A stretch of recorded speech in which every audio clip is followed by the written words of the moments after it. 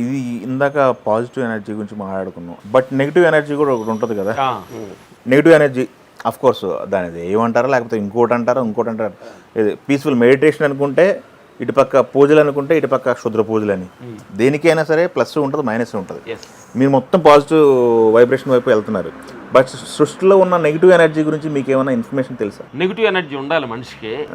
ప్రపంచమే negative positive మీద నడుస్తుంది.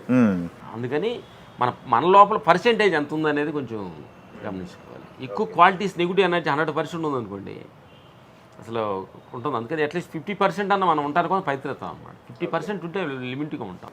ఓకే. ఇంకోటి ఏంటంటే మీ మనస్సులో పాజిటివ్ థింకింగ్ బలంగా ఉంటే నెగిటివ్ థింకింగ్ కూడా వచ్చి పాజిటివ్గా మారిపోద్ది.